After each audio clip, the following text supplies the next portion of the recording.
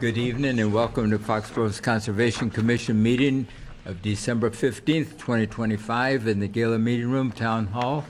This meeting will be broadcast live and recorded by Foxboro Cable Access. Being at 7 o'clock, I'll open the meeting. Do we have any public comments? Do we have some minutes? We don't have any minutes. I saw, Craig, that you sent over the revised ones this morning, but I haven't had a chance to look at them yet. Okay. Chris, how long is that land transfer going to take? Hopefully quick. Let's do it. Okay. We have a land transfer at the Oak Street well sites. Mr. Gallagher? All right. So, man. All right. Good evening. That's great. My name is Chris Gallagher. I'm the DPW director. Here tonight to discuss a land transfer from the town of Foxborough to the town of Foxborough Conservation Commission. This is a 30-acre parcel off of Oak Street, map 47, lot 87, really at the intersection of Oak Street and Lamson Road. This is a parcel that back in 2021, the town meeting to have this transfer approved. This was part of a conservation management permit that we were working on with the state at the time when we did some wells at the adjacent water department property. We did not close out that permit. We are now back before the State Division of Fish and Wildlife for our second PFAS water treatment plant down on Lamson Road. So they are back looking for this permit. So part of this permit is to protect a frosted elfin butterfly habitat area. This parcel, actually when the original Oak Street water treatment plant was built back in 2013, there was the frosted elfin butterfly was identified as a priority habitat and species on that property. The town relocated over 200 indigo plants, which is the plant that these butterfly thrive on, over to this parcel. Anybody who's walked over there is about 2 acres of cleared land just before you get to Gavin's Pond, kind of out on the back, always at the Sharon Town line. The permit that we're going to see and receive from the state will require this property to be managed habitat area. In order to do that, we need to transfer that into the Conservation Commission's hands under Article 97, so it becomes our Article 97 property.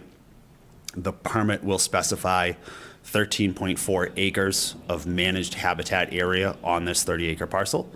That will give us our required land area for disturbance from the original plant and the existing plant as well. So really just looking to move forward with what the town voted on back in May of 21. And then once we're done here tonight, I'll bring this before the select board tomorrow. They'll affirm the vote of the Concom, take their own vote to finalize the land transfer.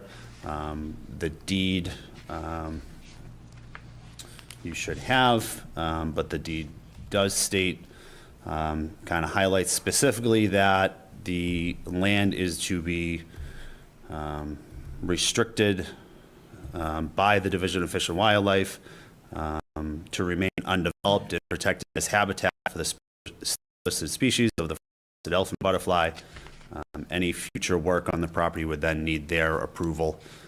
This is something that is going to take us a few years to get this property into the habitat area that they would like to see. It's going to require some land clearing. There's really only about 2 acres of cleared land over there, so we're going to be taking down a lot of mature trees on the property, which seems counterintuitive, but for this particular species is a requirement to get that property where they would like it, hopefully to get the butterfly to thrive again over there. All that work will be done by the water department enterprise funds. We're trying to wrap in the initial land clearing to our SRF funding in the PFAS water treatment plant that'll be hopefully under construction sometime July or August of this upcoming year, so that the initial land clearing will be done in kind of one swoop. But it's going to look different than it does now. And we already know we mowed it quick last spring, and we got a lot of comments from people as to why we were doing what we were doing. So there's some public education that'll go along with it. Part of the permit will be to add signage throughout the site, identifying what we're doing and why we've done it. So tonight's really just to accept the transfer from the town to conservation. And then, like I said, tomorrow night I'll be at the select board to finalize that portion of this, and then we move on with Division of Fish and Wildlife to get that permit in hand. Okay. I just want to reaffirm that in May of 21 at the town meetings, Article 20 and 21 were both approved by the town for this transfer. So it's nothing new. So, and I think, Diana, you have some required reading for the... Yes. They sent below the steps to follow for the public meeting. You will reference the deed and this document. So I have to read this. Okay, could you get a little closer to the mic just for the, okay, thank you. The deed for the open space must include the following language. Quote, dedicated to the public for the sole purpose of conservation of natural resources and passive recreation pursuant to Chapter 184 of the General Laws of the Commonwealth, including for the purpose of, but not limited to, the conservation of species listed pursuant to General Law, Chapter 131A, et sequent, which shall be considered the most important conservation purpose for which this land is to be protected in perpetuity, held under the care and custody of the Foxborough Conservation Commission pursuant to General Law, Chapter 48C, and under Article 97 of the amendments to the Constitution of the Commonwealth of Massachusetts. Any proposed use, including but not limited to passive recreational developments, trails, vegetation, or soil alteration, must be approved by the Massachusetts Division of Fisheries and Wildlife pursuant to their authority under General Law, Chapter 131A, et seq. Votes of the Conservation Commission in support of this acceptance of land was taken on the December 15th, 2025 meeting. And the Select Board on December 16th, 2025. So that has been read into the record and will be copied verbatim into the minutes. All right. So now it says, the Foxborough Conservation Commission needs to read number 1, which I just did, at an advertised public meeting, which this is. Now you need to take a vote that you accept the open space map 47, parcel 87, as recorded, book 7338, page 381, with the above language as read at the hearing. Do I hear a motion? Do we have a copy of that map? Copy of this email. No, map. Is that what you showed up Here, there? I'll pull up the map.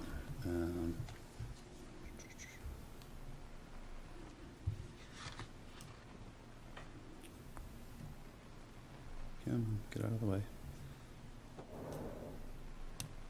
There it is.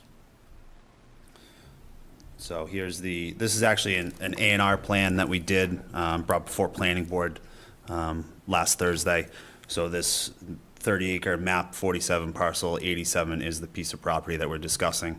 You can actually see this dash line was actually done several years ago as what we were contemplating at the time, the conservation easement and restriction area. This may be adjusted a little bit depending on what the Division of Fish and Wildlife want to see as far as where the habitat area can actually fit on that lot.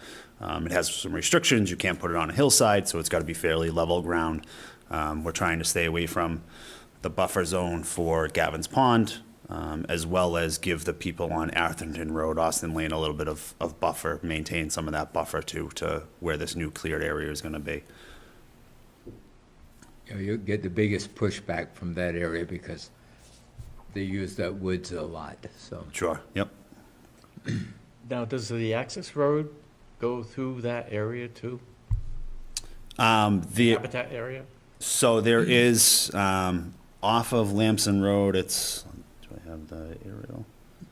There is an access road that comes off of Lamson Road, probably somewhere down in this area here, way down to the right corner of the map. It does come up through towards what's listed as Parcel A.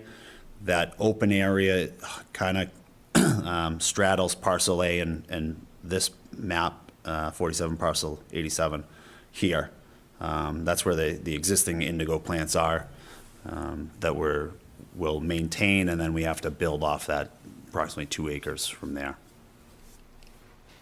So have they already said how much has to be eventually cleared and? We are 13.4 acres is the requirement. So that goes back to when they built the original plant, like I said, when it was being permitted in 2011, 2012. The requirement at that point in time was 9.9 acres for the road work down to the plant, the clearing of the plant area itself. And then the new PFAS plant is going to require an additional 1.5 acres. And then because we did not do what we were supposed to do when we were supposed to do it, they've tacked on an additional 2 acres. So we're at 13.4 is the total. There'll be a little bit bonus. Parcel A, which is going to stay in the hands of the water department in order to get rid of water supply land. DEP gets involved. So now you have 2 state agencies that would need to discuss this and would require at least 48 days for them to review this, and the timeline just does not work for us to get this permit in hand and bid out the project. So we're able to get all 13.4 acres on this parcel. There's an additional 1.5 acres on Parcel A that we will be written into the permit. We will maintain that. It just won't be deed restricted to conservation property. I assume that some of this land has to be cleared, like you mentioned, the mature trees, but when would that be? They tell you when that's going to be? So, because the only species listed over there is the butterfly, anything outside of the spring, we're able to do that land clearing. So that initial tree clearing will take place as part of the PFAS plant process. So when they come in to clear the acre of land for the new PFAS building, we're going to have them clear that land as well, so that there's one company coming on doing all that work. Hopefully we get a better price for having that work done. So I would expect probably July, August, that initial clearing will be done. Then from there, there's a lot of invasive species management. So once we cut down and remove a lot of those invasive species, it's going to be some of it's pesticides, it's by hand herbicides. Actually, like sometimes it's dipping your finger in the herbicide and rubbing it on the stump to make sure it dies in place. And then it's going to be annual mowing and maintenance on top of that, just to make sure that the indigo plant is the primary species of plant growing out there. They're going to make you plant some more of them? They think there's enough seed banks in the ground that once we disturb it and remove the larger trees, that they'll just grow in on their own based on what's already in the ground. Sounds interesting. Interesting. Though. At least you don't have to do prescribed burn. In some places That is one of the options. Management option. Yeah. As a management option. Once we get the initial clearing done, to maintain that is an option. We've been looking at it. There's only one burn boss, like on the entire East Coast. He's out of New Jersey, and that's part of doing a prescribed burn. You need somebody who's obviously qualified to do that work. But that land disturbance is one of the things that helps this plant thrive, is land disturbance. So, the 2 recent Massachusetts wildlife magazines have 2 great articles about prescribed burns that they've done and what's come back, native species. Right. And rather interesting, very long. Yeah. If you don't- We've read them.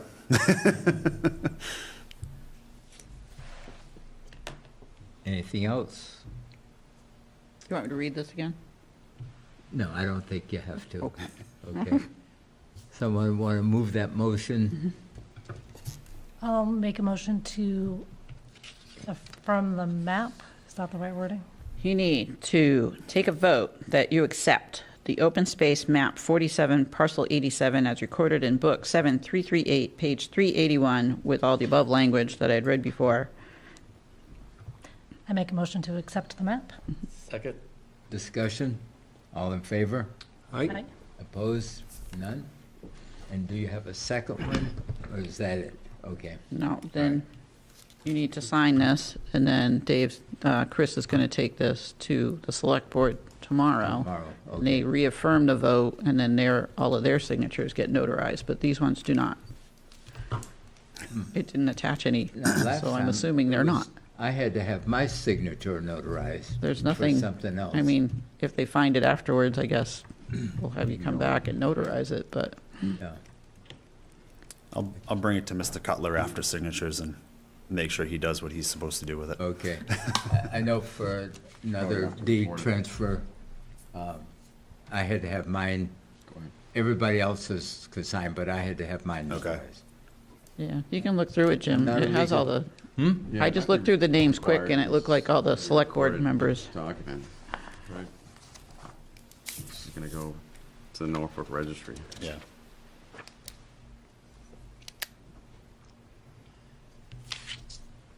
So it's okay, I can sign it there. You might have to sign in front of a notary tomorrow. Well, shall I not sign this now? Maybe check. Check with Cutler, yeah. Yeah, I I can think he's talk gonna to be him tomorrow. required to, at least one of us. Yeah, because he's going to have to, he'll have to stamp it after the select board signs it. Yeah. I do remember seeing, I didn't know if I remember seeing 2 certifications or just the one.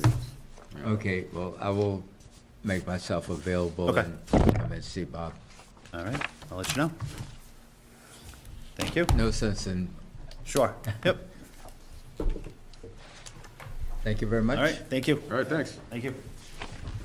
Probably won't see you, but have a very Merry Christmas. Thank you.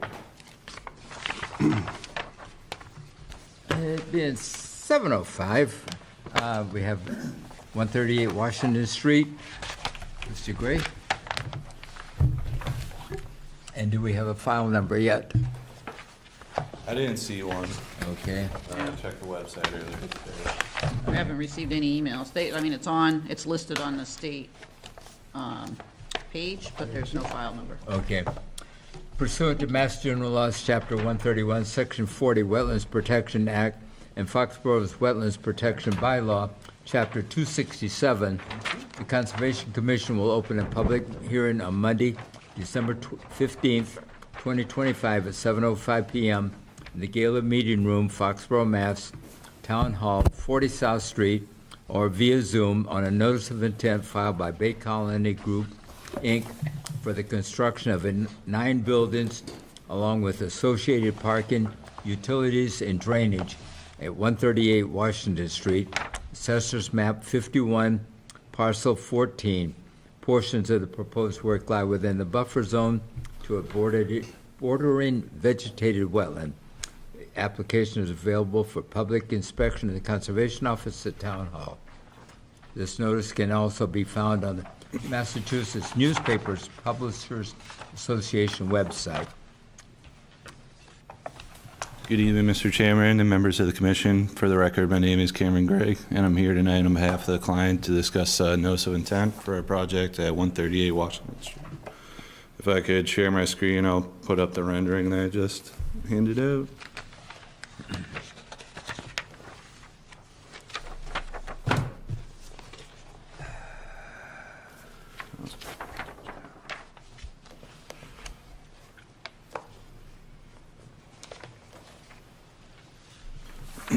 So 138 Washington Street is an existing parcel of land. It's approximately 7.2 acres, and it's located on the southeastern side of Route 1.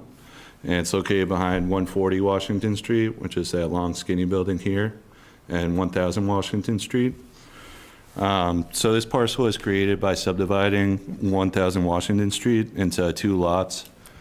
Just a little bit of history about 1000 Washington Street, where we're proposing this development That land was actually previously owned by Foxborough Conservation, and it was acquired by the previous owner in a land swap for a parcel of land on Lakeview Road. So that parcel was swapped with the intent that in the future this would be developed. Mr. Bodie, you might have some knowledge about that, but A few years ago. yeah, it was before my time, definitely. So the property contains bordering vegetated wetlands located in the eastern portion of the property, which you can see in the light green. And there's also a bordering vegetated wetland located off-site to the south, down here in this corner in the blue. And then there's also an intermittent stream, again located off-site up here to the northeast, which I have labeled. So the wetland line was reviewed and approved by the commission in ANRAD back in September. So our client is proposing the construction of 9 multi-unit buildings, along with the associated parking, drainage, and septic system. A portion of the building's parking, grading, and stormwater basin will lie within that 100-foot buffer zone. So about 37,856 square feet of buffer zone will be altered due to the buildings and the parking. And an additional 31,248 square feet of buffer zone will be altered due to the grading and the stormwater basin. So in total, that's about 69,104 square feet altered due to the construction of this project. So the buildings will sit about 29 feet from the wetlands at its closest point. The parking area will sit about 32 feet from the wetlands. And the clearing / grading will take place about 26 feet from the wetlands at its closest point. We're not proposing any work within the 25-foot no disturb. This site will be serviced by municipal water, and we're proposing a conventional septic system. And that's located in the northwestern portion of the site, which you can see here. Those are the gray trenches. That'll be my septic field. So that's located underneath an access way to gain access to the back of these buildings, and that meets the required setback of at least 150 feet from the wetlands. The stormwater system was designed to comply with all state and local regulations. And so access to the site will take place over a common entrance that's already been constructed with 140 Washington Street. So I was able to do a site walk out there with Craig and kind of showed him. But if you drive past this parcel, currently you'll notice that the mouth of the driveway is really wide and it's got granite curbing on it. So it's sized in anticipation of this development at some point. So a stabilized construction entrance will be installed prior to the start of construction at the edge of that access. And additional erosion control for this project will consist of silt socks and silt sacks installed before construction and will be maintained until the project is completed. And then I know we didn't get our Mass DEP number, but this project is also going before Planning Board for site plan approval. So we don't have any, we don't expect the project to be closed tonight, and we're fine with continuing it. We haven't received any word from the consultants or the town's consultant engineer regarding this project. I think that's about it. My first question is there any control over you got 32 different potential renters or purchasers of this. Is there any control over what they can and cannot do in that site? Not I'm currently. thinking of hazardous waste. Yeah, I understand. So not currently. So the idea behind these individual units is for them to act as individual contractor bays. But we haven't thought about what's going to be actually going in there. We figure it's just going to be more of the contractors that would be around town, whether it's a plumber or electrician. But if it was something that dealt with hazardous materials, that would obviously need to be dealt with.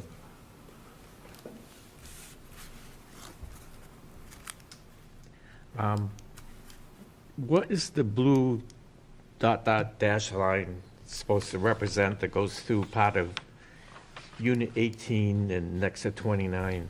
So that's a Zone A. Yep, I got it labeled right up here. So we're allowed to develop in there, but I have to keep my stormwater structures out of that area. So that's kind of why my stormwater basin here has a unique shape, in order to stay out of that area.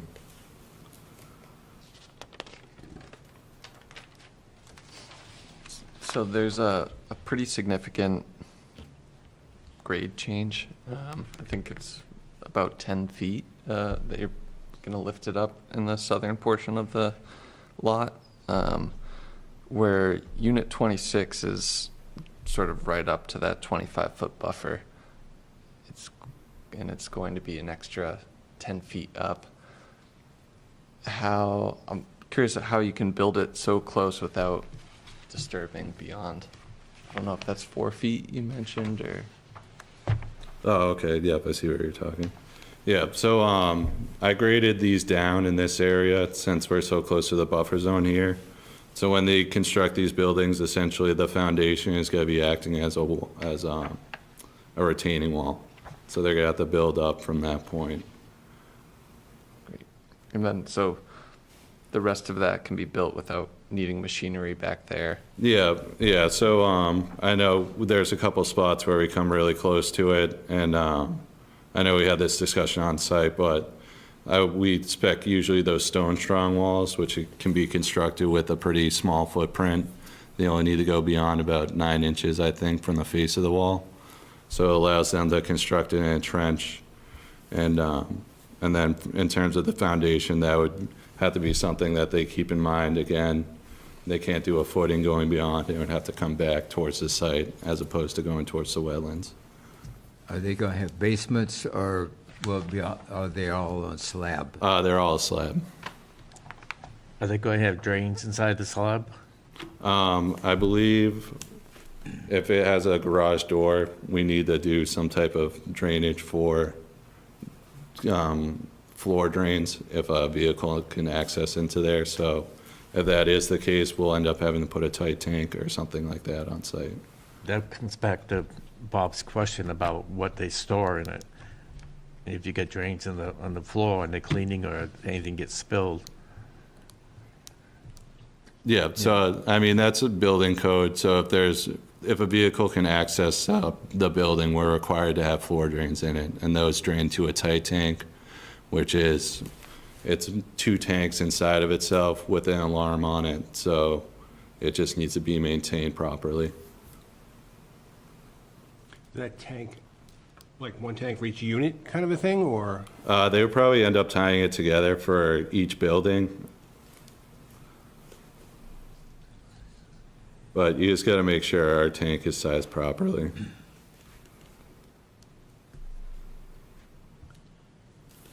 So are you anticipating driving into each one of these, then, all 9 buildings? Yep. Okay. Do you expect site plan approval will have conditions about the types of use for each one of these bays, or no? I'm not sure. Because, when you come back, you're gonna have to come back, and I'm sure, maybe even the stormwater, will that design change as well? If the In terms of the engineer use? looks at it? Yeah. So I don't anticipate it would change that much. It all depends on what the consultant comes back with, and when we have to address those questions. When do you expect? I mean, we submitted this a couple weeks ago, so Yeah. it's hard to pin those. Check just got deposited this week, so they don't start it until the check clears, I think. And planning's gonna require, those responses, right? Before Yeah. they would take any. Yeah, so we always try and do these together, as you guys know, so Okay. we want to make sure we addressed everyone's comments before we go around and start closing the hearings. Okay. So question, is everything going to go into the drainage basin, or are you putting some of it underground underneath the paving? Nope, everything's proposed to go into that basin. And that's big enough? Yep. Is there a snow removal plan? Like- Yep, so if you look on the site plan, if you guys have it, I have a SWEP and snow storage right in there. And is that, there's a guardrail all along the back? Is that, Yeah, so anywhere where I have the wall, I propose a guardrail at the top of it. So there should be a snow storage plan on sheet 9. Yeah. Thank you.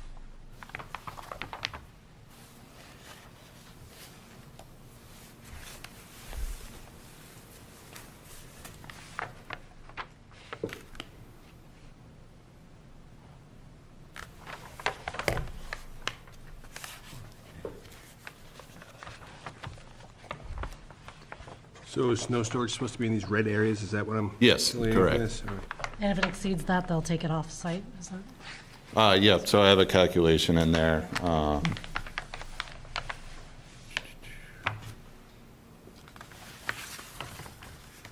and with the guardrail in there, they can't just like Yeah, dump it off. accidentally Yeah, dump it so, off the back, which is what I was concerned about.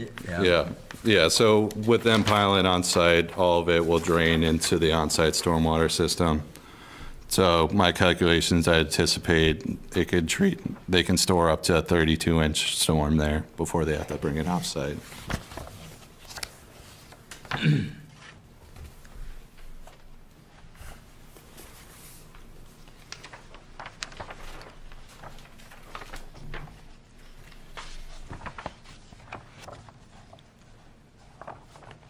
Anything else for tonight?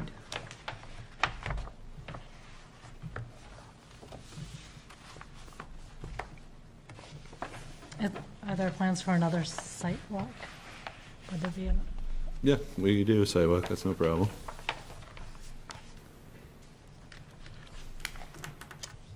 I will say it's not an easy site to walk. no? It was a lot easier. I visited it in September, August with Lauren Uh-huh. Gluck from PAR, Yeah. and it was quite overgrown and gnarly. It was a lot easier when you could see your footing at this time of year, I Yes. will say. So Oh. there are still a lot of brambles, but it's walkable.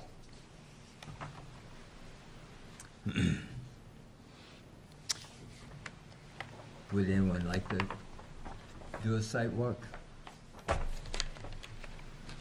Sure. I'm curious. Yeah, I can.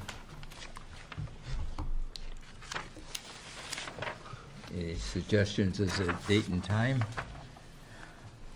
It's gonna be 55 degrees this play around this week. Friday, it's gonna be warm. Yeah. It's gonna rain though, right? I don't know. They're saying it's Yeah, I gonna rain. think so.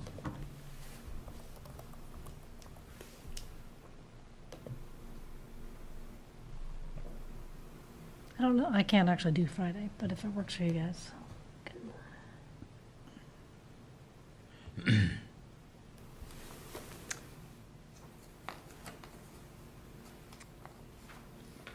Yeah, it's gonna rain in the morning.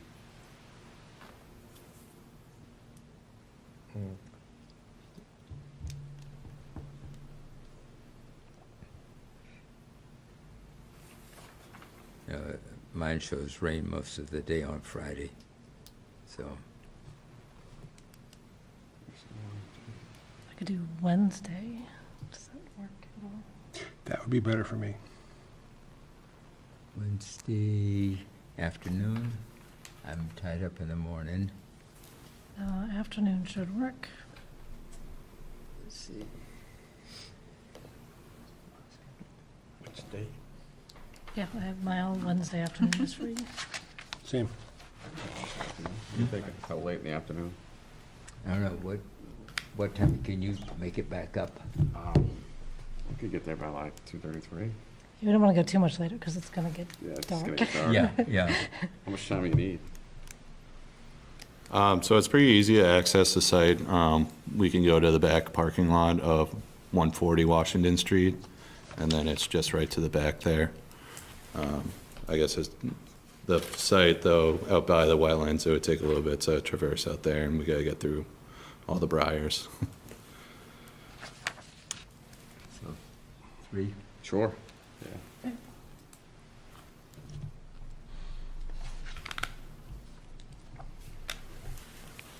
David, okay for 3?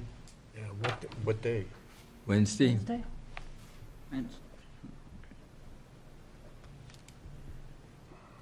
The 17th, correct? Okay. Yeah. Yeah.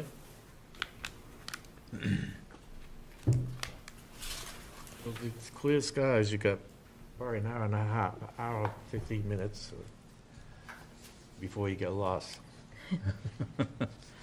It'll be a little bit warmer, not quite as warm as Thursday and Friday, but Yeah. it's still going to be over 40, so Okay. we won't freeze to death out there. Yeah, so the survey crew has gone out there and they marked the erosion control as well as the buildings Okay. within the buffer zone, so we'll be able to orientate ourselves out there. All righty. Let's plan that, and then, somebody want to make a motion to continue until, All right, hold. oop, So the okay. next meeting is January 12th. Yeah, You are not going to be here. correct. This is all we have right now. So if the 4 of you can all guarantee that you'll be here on January 12th, we can schedule a meeting for January 12th. That is our only meeting in January. The next meeting after that is February 2nd. I will be here. I'm planning to be here. Can you make it?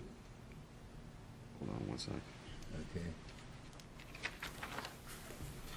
All right, so that's January 12th? Yeah, Yeah. Yep. yes. Okay. David? Okay. So far.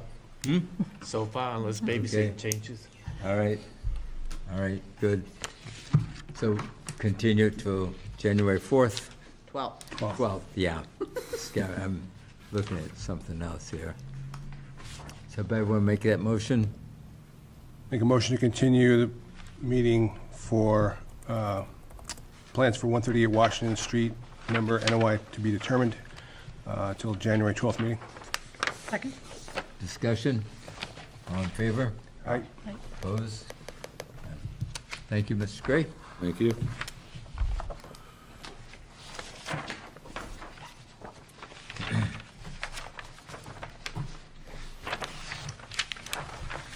And we have a continuation for number 2 Eisenhower Lane, 157666. Mr. Leslie.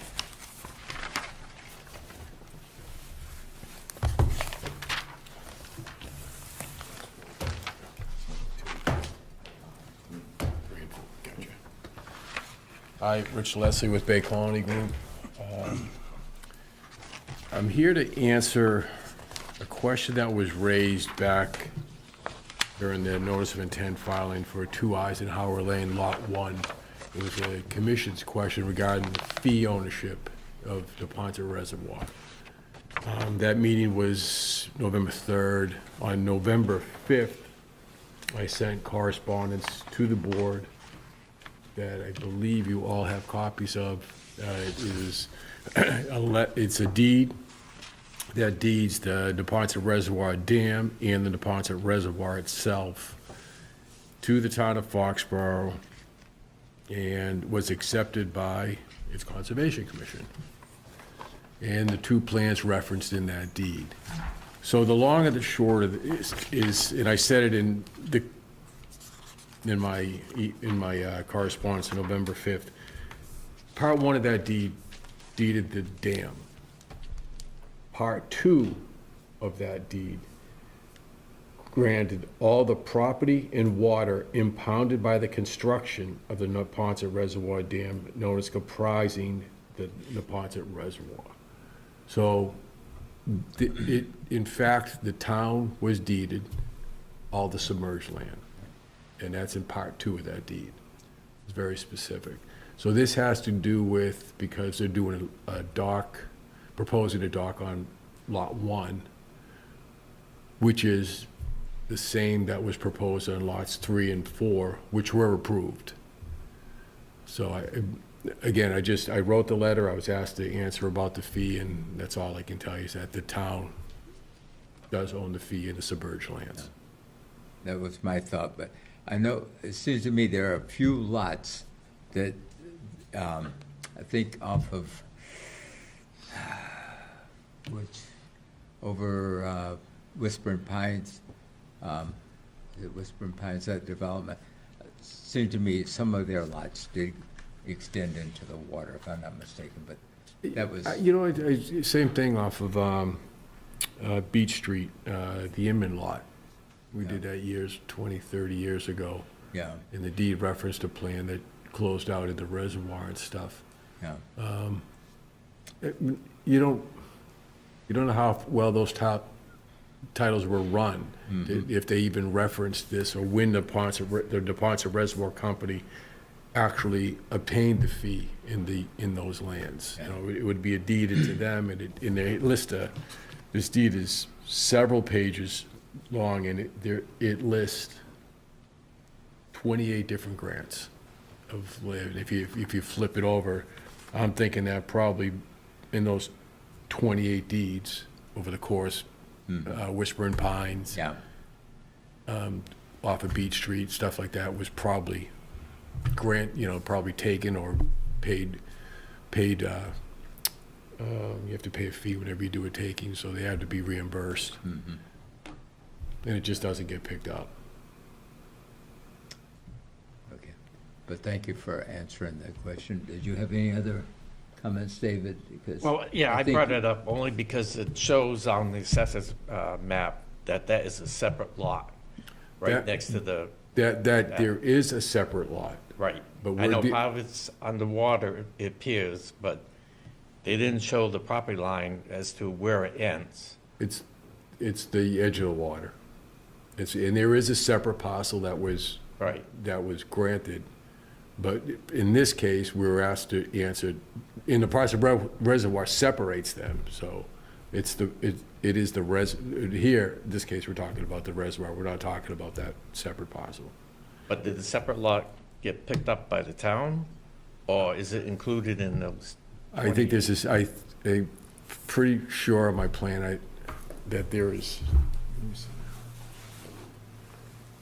There may have been a book and page reference for that parcel when we did the subdivision plan.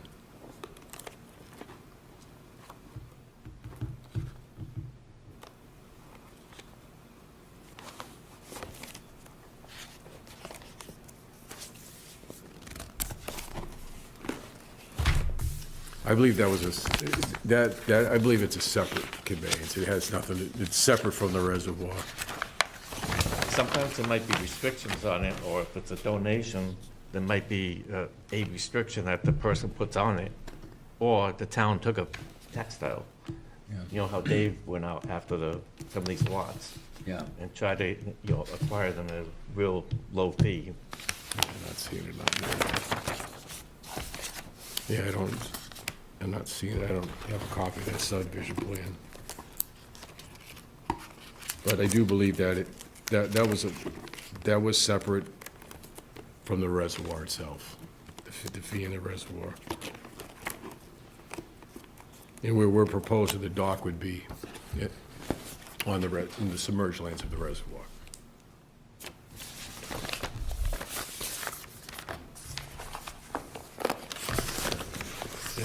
Any other questions? No.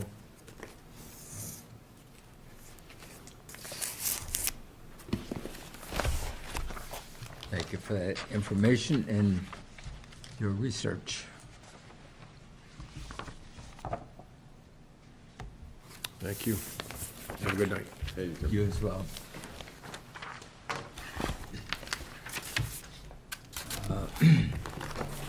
Do you have anything to add, Greg?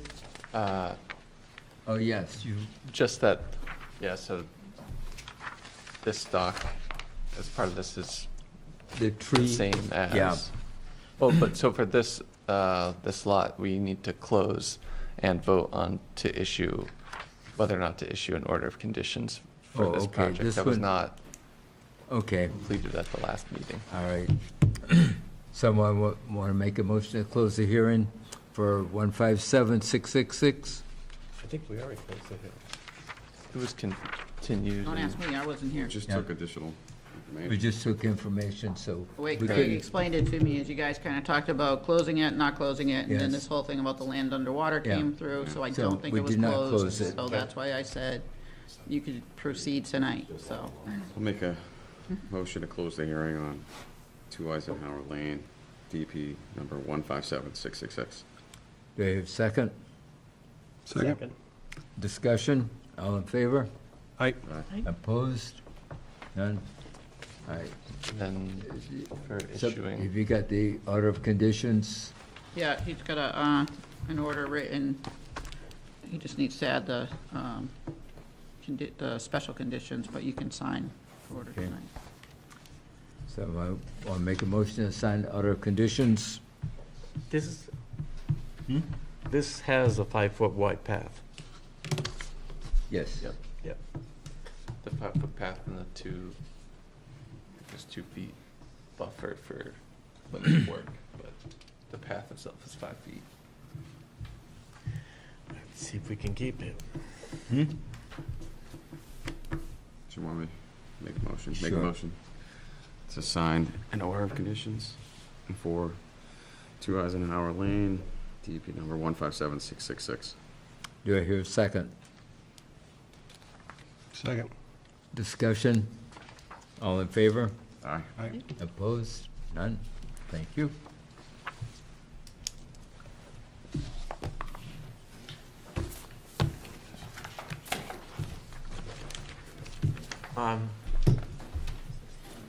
Where do you want us to, you want everybody to meet in the back part of that parking lot? Yeah, so if you go to 140 Washington Street and just drive all the way up back, Okay. there should be parking back there, and we can sneak into the back lot.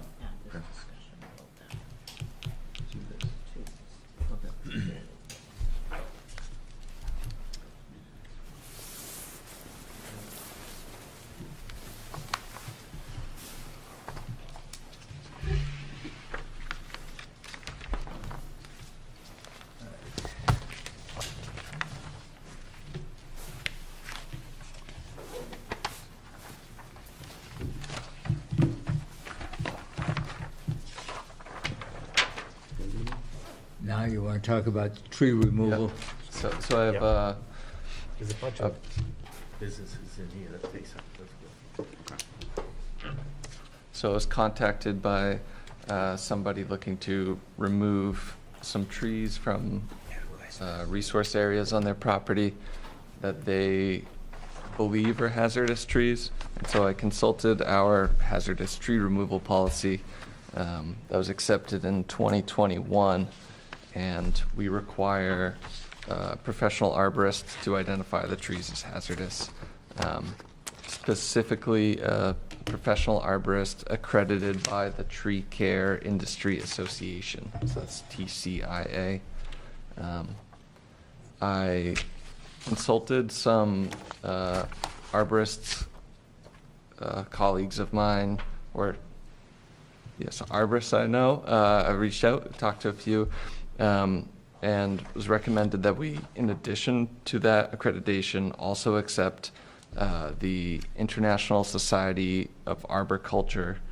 That's the ISA. They offer a tree risk assessment qualification, TRAQ, called the TRAC. I think we should also accept this accreditation. It is specifically for identifying and treating and managing hazardous trees, and it's a course that professional arborists have to take, or there is a course that they have to take in order to get the certification. They have to be a certified professional arborist already before they can take this certification. It's just a little bit more specialized, and I think it would also increase the number of people qualified to identify these hazardous trees. So this is just basically a very small change I'm suggesting to our policy. I don't know how that fully happens, I believe is something that would. I mean, need you to be- guys voted in the policy, so I think you can update it, Yeah, we can revise revise. it, and then Yeah. it would just have a new revision date. So, yeah, this would just allow, it would give me the ability to sign off on emergency removal of these designated hazardous trees as well. Sounds good. I mean, it opens it up to additional qualified. Yeah, it's just a small Arborists thing. to I was make a looking for a decision. list of the TCIA in the area, and it was pretty small, and Does it have a definition of hazardous? um, Falls in your house. Looks bad. A lot of people, some people will call hazardous, but it's a good, won't affect your house or property, and it's good wildlife habitat. And it's in the 25-foot zone. But they just want to remove it because they want the view. Yeah. Well, that's why we Right, that's- ask an arborist to come in, right? So they can't just claim it's without some sort of professional backing them up. I'll make a motion to revise, as you've suggested, the hazardous tree policy. Second? Discussion? All in favor? Aye. Aye. Opposed? None? neat. Thank you. And as a last thing, as Diana's already sort of mentioned, it's tough to get quorum. We're very limited right now, and Rich Galemi is will be stepping down in the future from his role on the commission. So if you have suggestions or you know people that are interested in joining the commission, reach out, let us know, and have them contact the town. Okay, we'll have to check, see if anybody has, I think in the back of our annual report, there's a form, if anybody's interested. We'll check with Bob Cutler and see if anybody has signed up for that. I think he's the keeper of that, isn't he, or is Yeah, I'm John- not sure if it's administration or the clerk's office, but one or the Okay. other. Either Katie or Bob. Okay. We'll miss Rich. So, He was, I think he served for 9 years, and so it's very appreciated, and yeah, he will be missed. Yep, it will be. anything else? That's all from me. That's all I got. I'll make a motion to close the meeting. Second? That didn't take long. Discussion? All in favor? Aye. Aye. Opposed? None? Thank you very much. Thank you.